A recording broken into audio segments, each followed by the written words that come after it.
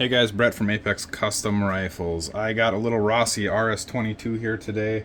I'm going to show you a quick teardown and put back together video, so when you need to take it apart and clean it, there's one or two little tricks to it. It's not too tough to do.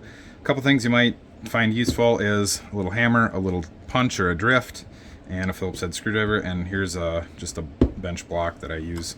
There's two Phillips head screws on the bottom here. Undo those come right out. And then we're going to take this whole trigger housing here and barrel action, just pop that out, straight out.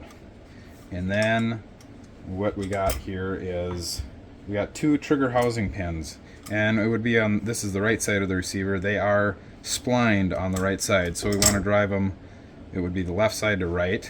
So that's where our little block comes in handy. We're just going to tap those guys out. Straight out. They should pop right out without too much hassle. And we'll take a look here and we can see that there are splines. I flip that one on. Splines on the one side to help retain them a little bit. So now in order to get this trigger housing out of here, we're going to pull back on the bolt all the way back, and then this thing just slides right out. To get the bolt out now, we're going to lift up on the bolt handle a little bit, push up on the bolt, this comes right out, and then our bolt slides right out forward and up towards the barrel at a little bit of an angle. I'm just going to take this out of here and show you how this is together.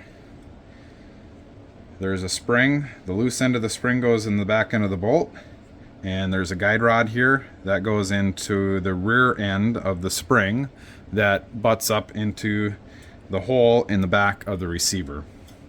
There is also a little plastic block in here. If that falls out, that just sits on the back end here, and I'll show you what that does. All that is for is it supports the back end of the trigger housing right there. So it goes, if I can get it in here, it goes in there like this,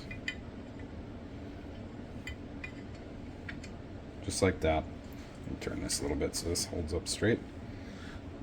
And then, so we get this thing all cleaned up and we want to put it back together. Here's our, remember, our guide rod towards the back, our loose end of the spring in the front. We're going to grab our bolt here. We can set that kind of in there. Put the back end of the guide rod into that hole in the receiver. And then this is kind of a two-handed operation, but you're going to push back. Try and push it straight back at like a little bit of an angle. There we go. And then that bolt handle should fit right up in there. And it should be flat in there, so everything's in place.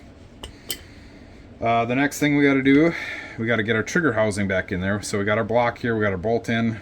In order to get this trigger housing back in there, we have to pull our bolt all the way back, and then this trigger housing just drops right in there. And then we can let our bolt slide forward, and the ejector on this trigger housing will slide in the bolt. If this bolt isn't all the way back, this won't go in. So that goes there, and then it slides in the bolt, and then it captures it. You can't pull this out. You could, but it's going to pull the spring and everything out at one piece. You can't pull this out without having the bolt back. Alright, so that's kind of back together, and then we want to go from, it would be the right side to the left, and we want our splines facing up, so our splines are going to be in this side. And I'm just going to line those guys back up. And if they line up pretty well to kind of where the old splines were, they should just tap right in there. If they don't tap right in there very easily, you can punch them back out and turn them just a few degrees. See, like that one's, yeah, it's starting to go. There we go. Tap them turn them a few degrees and try and pound them back in. You can put new splines in there, but it'd be nice to try and reuse the old ones that were there. It's not holding a lot, it's just holding that trigger housing in place.